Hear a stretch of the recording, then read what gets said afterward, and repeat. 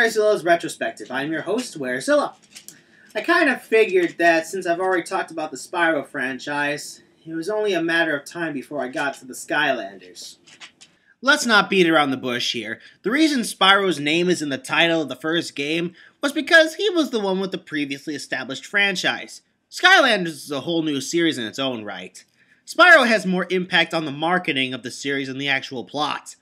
At the same time, it is an ensemble cast with a growing number of playable characters that leads to varied gameplay. Plus, the lore of Skylanders has been expanding ever since the series started, leading to some very interesting developments as the story goes along. Yeah, I'm not as harsh on the series as some other people are.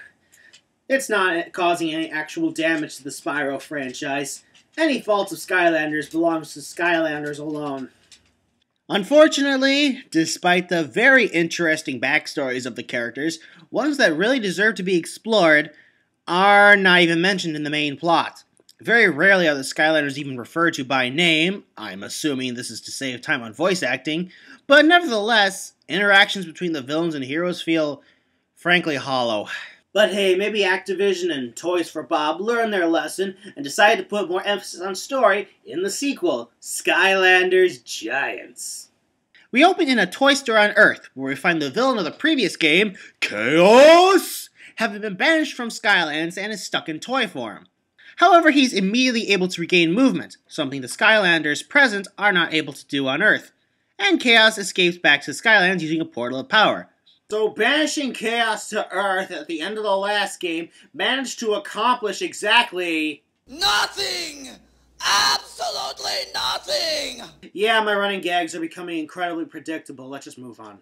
Master Eon, the big giant head who guided the player through the last game, shows up and fills the player in on Skyland's past, during a time when a race of evil sentient robots, the Archeans, ruled over Skylands, and their rule was eventually overthrown by the first of the Skylanders, the Giants.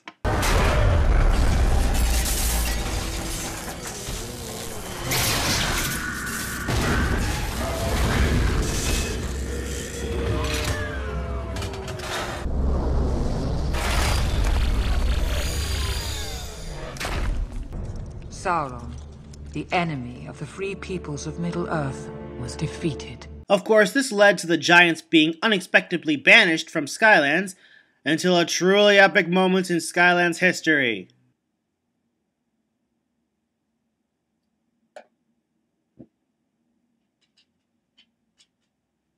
Meanwhile, the Skylanders, joined by Flynn and Callie, side characters from the first game, head out on Flynn's new flying ship.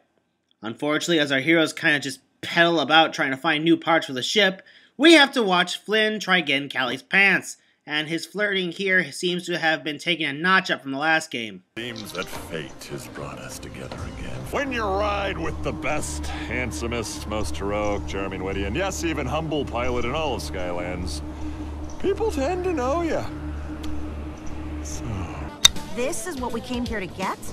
You are right, Callie. Let's get serious.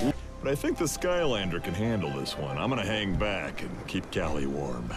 Anyway, our heroes eventually catch up with the plot when they finally run into Ermit the Hermit. Try saying that 5 times fast. Yeah, listen, we were told you saw something really important. So, what's up? They are.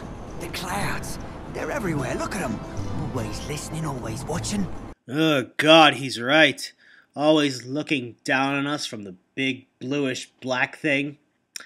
Anyway, before they toss this guy off the ship, he reveals Chaos has not only returned to Skylands, but has gotten his hands on an old Archean robot and reactivated it, with the intent on getting the Archeans' greatest weapon, the Fist of Arcus. Ermit points the Skylanders in the direction of a defunct Archean, whose digital avatar looks like Sackboy? How much you want to bet Skylander skins are going to start appearing in the next Little Big Planet game? Robo Sackboy takes the Skylanders to the secret Archean Vault of Secrets, brought to you by the Department of Redundancy Department, of course. And strangely enough, controlling an Archean is actually easier here than it was in the last game. Chaos gets there first and finds a map leading to the hand, which, to nobody's surprise...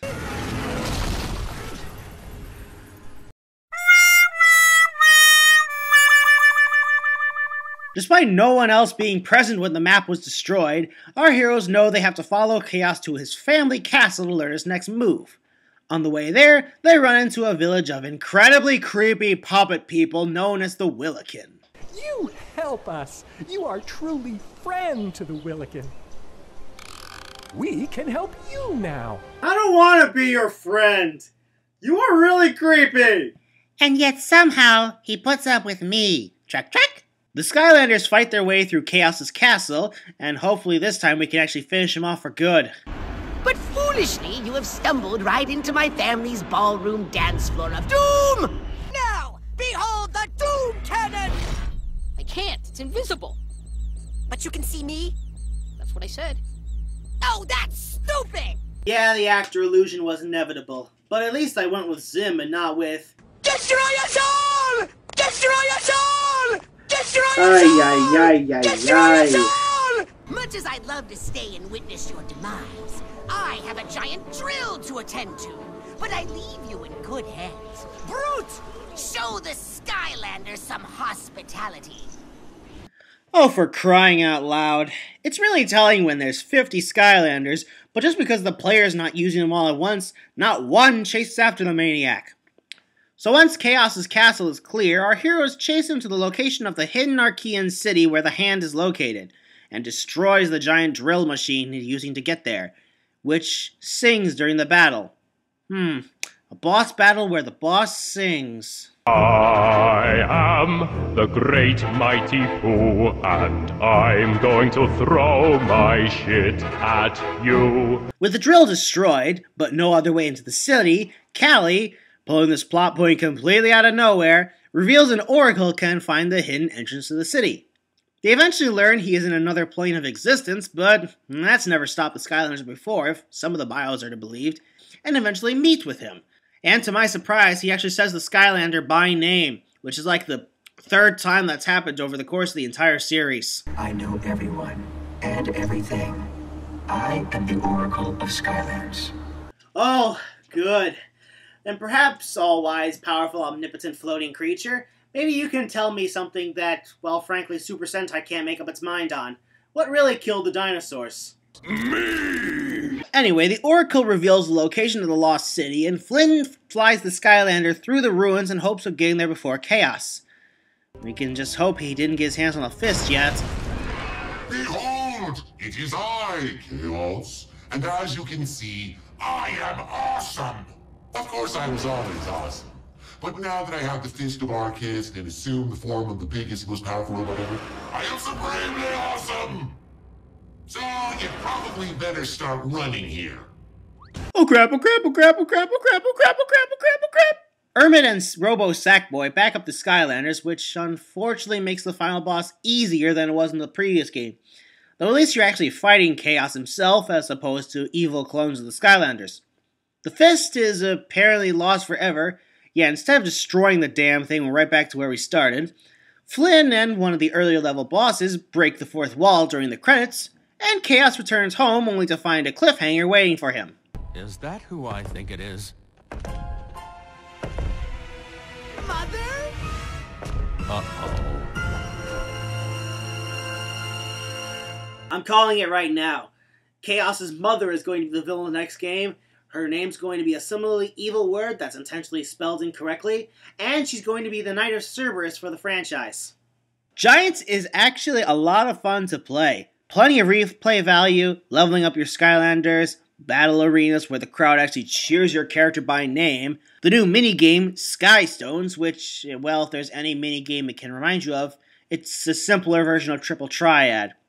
The characters are also much better balanced, so if someone wasn't used much in Spyro's Adventure, here's your chance to make them stronger here, since every character from the first game can be used here too.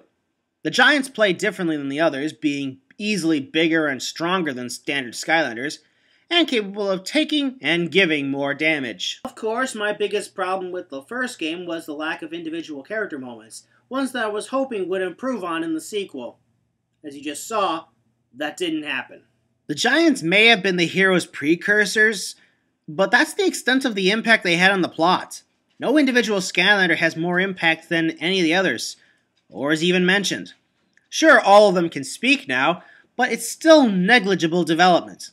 There were even points where it could have happened.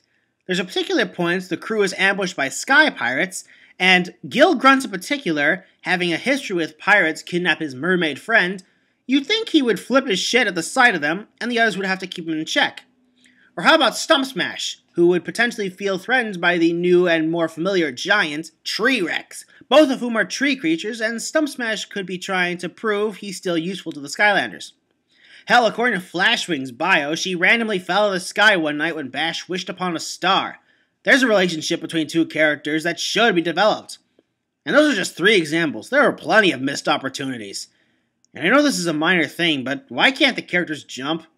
Small potatoes compared to story issues, but it kept cropping up in my mind during gameplay. You tried jumping with this thing stuck to your feet. But didn't you have fun playing our game? Well, yes, but... Then what's the story matter to you? Have you seen my other reviews? You gotta realize how important story is to a... No wonder you're so messed up. Your mind's worse than mine! The game's there to play. The story holds it together. Just enjoy yourself. You'll be a happier person for it. A happier person.